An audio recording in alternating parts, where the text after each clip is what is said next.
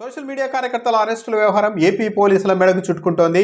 ఇప్పటికే పలు కేసుల్లో ఏపీ హైకోర్టు పోలీసులపైన ఆగ్రహం వ్యక్తం చేస్తూ వచ్చింది. ఇష్టానుసారం మీరు అరెస్టులు చేస్తూ ఉన్నారు, చెప్పా పెట్టకుండా నిర్బంధిస్తున్నారంటే ఇప్పటికే హైకోర్టు పలుమార్లు ఆగ్రహం వ్యక్తం చేసింది. ఉన్నతాధికారులను కూడా కోర్టుకు పిలిపిస్తామని చెప్పింది. అయితే కొన్ని కేసుల్లో ఏకంగా పోలీస్ స్టేషన్లకు సంబంధించిన సీసీ ఫుటేజ్ను సమర్పించాల్సిందిగా కోర్టులు ఆదేశిస్తే కోతుల కారణంగా షార్ట్ సర్క్యూట్ ఆ కారణంగా సీసీ ఫుటేజ్ లేకుండా పోయిందంటూ కూడా కోర్టుకు చెప్పిన ఉదంతాలు ఉన్నాయి.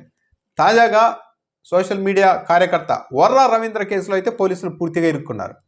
పోలీస్ స్టేషన్లో సీసీ ఫుటేజ్ మాయమైపోయింది, షార్ట్ సర్క్యూట్తో కాలిపోయింది, కోతుల వల్ల కాలిపోయింది అని చెప్పి తప్పించుకోగలిగారు. కానీ వర్రా రవీంద్ర కేసులో మాత్రం పోలీసులకు అలాంటి అవకాశం రాలేదు. వర్రా రవీంద్ర సోషల్ మీడియాలో అనుచితంగా పోస్టులు పెట్టారు అన్నది ఆయన మీద ఉన్న అభియోగం. 2024 నవంబర్ 8వ తేదీన ఆయన్ని పోలీసులు అదుపులోనికి తీసుకున్నారు.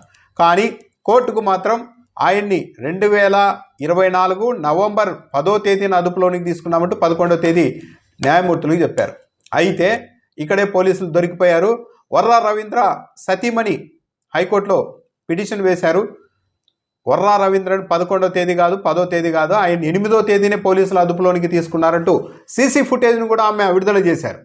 కర్నూలు జిల్లా పుల్లూరు టోల్ ప్లాజా వద్ద వర్రా రవీంద్రను పోలీసులు 8వ తేదీనే అదుపులోనికి తీసుకుంటున్న దృశ్యాలు స్పష్టంగా రికార్డ్ అయ్యాయి. ఆ విజువల్స్ అన్నింటినీ హైకోర్టు దృష్టికి కూడా ఆమె తీసుకెళ్లారు. దాంతో ఇదివరకు విచారణలో హైకోర్టు ఆదేశించింది ఆ సీసీ ఫుటేజ్ను భద్రపరచడంతో పాటు పోలీసులు ఈ వ్యవహారం పైన అఫిడవిట్ దాఖలు చేయాలంటూ ఆదేశించింది. అయితే పోలీసులు మాత్రం 10వ తేదీనే వర్రా రవీంద్రని అరెస్ట్ చేసినట్టుగా ఇదివరకే అఫిడవిట్ దాఖలు చేశారు.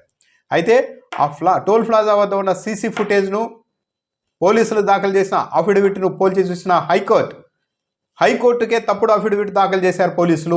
హైకోర్టునే తప్పుదారి పట్టించేందుకు ప్రయత్నించారు. 8వ తేదీనే అరెస్టు చేసినట్టు స్పష్టంగా అక్కడ టోల్ ప్లాజా వద్ద ఉన్న సీసీ ఫుటేజ్లో స్పష్టంగా రికార్డ్ అయింది. కానీ కోర్టుకు మాత్రం 10వ తేదీ అదుపులోనికి తీసుకున్నామని తప్పుడు సమాచారం ఇచ్చారు. అఫిడవిట్ రూపంలోనే తప్పుడు సమాచారం ఇచ్చారు. ఈ సమాచారం ఇచ్చిన పోలీసు అధికారులు తాము తీసుకోబోయే చర్యలకు ఇక సిద్ధంగా ఉండాలని కూడా హైకోర్టు ఆదేశించింది.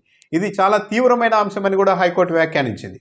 ఒక వ్యక్తిని 8వ తేదీని అరెస్టు చేసి 10వ తేదీ అరెస్టు చేశామని నేరుగా కోర్టుకి అఫిడవిట్ దాఖలు చేయడం అన్నది చాలా తీవ్రమైన అంశంగా హైకోర్టు కూడా పరిగణిస్తోంది. వర్రా రవీంద్ర సతీమణి అప్పట్లోనే ఆరోపించారు. వర్రా రవీంద్రని 8వ తేదీ అరెస్టు చేసి 3 రోజుల పాటు పోలీసులు అజ్ఞాత ప్రదేశంలో ఉంచి చిత్రహింసలు గురిపెట్టారు, విపరీతంగా టార్చర్ చేసి కొట్టారు, ఆ తర్వాతనే కోర్టు ముందు హాజరుపరిచారని కూడా ఆరోపించారు. నిజానికి పోలీసులకు ఇలా కొట్టాలన్న ఉద్దేశము లేకపోతే ఏదో బియాండ్ ద లైన్ చట్టం దాటి పనిచేయాలన్న ఆలోచన లేకపోయి ఉంటే వర్రా రవీంద్రను అదుపులోనికి తీసుకున్న 8వ తేదీనే కానీ, లేకుంటే ఆ మరుసటి రోజు 24 గంటల్లోపుగా న్యాయమూర్తి ముందు ప్రవేశపెట్టాలి కాబట్టి ఆ రోజు మరుసటి రోజు 9వ తేదీనైనా హాజరుపరిచేవాళ్ళు. కానీ ఆ పని చేయలేదు. 3 రోజుల తర్వాత అరెస్టు ప్రకటించారు. అంటే వర్రా రవీంద్రను తీసుకెళ్లి కొట్టారు, ఆ తర్వాతే కోర్టుకు హాజరుపరిచారు అన్నది అభియోగం. అయితే కర్నూలు జిల్లాకు సంబంధించిన ఆ పుల్లూరు టోల్ ప్లాజాకు సంబంధించిన సీసీ ఫుటేజ్ క్లియర్గా దొరకడంతో పోలీసులు అతన్ని అక్కడే అరెస్టు చేస్తూ అదుపులోనికి తీసుకుంటున్న విజువల్స్ కరెక్ట్గా ఉండడంతో ఇక పోలీసులు తప్పించుకోలేకపోయారు. హైకోర్టు అయితే పోలీసులు దాఖలు చేసిన అఫిడవిట్ తప్పు, వర్రా రవీంద్రని 8వ తేదీని అరెస్ట్ చేశారు, కానీ కోర్టుకు మాత్రం తప్పుదారి పట్టించారు. కాబట్టి దీనిపైన కఠిన చర్యలు తీసుకుంటాం పోలీసు అధికారులపైన, ఆ చర్యలకు సిద్ధంగా ఉండాలని కూడా ఆదేశించింది. మరి ఈ పోలీసులపైన, ఈ వ్యవహారంలో ఇన్వాల్వ్ అయిన పోలీసు అధికారులపైన హైకోర్టు ఎలాంటి చర్యలు తీసుకుంటుందన్న చూడాలి.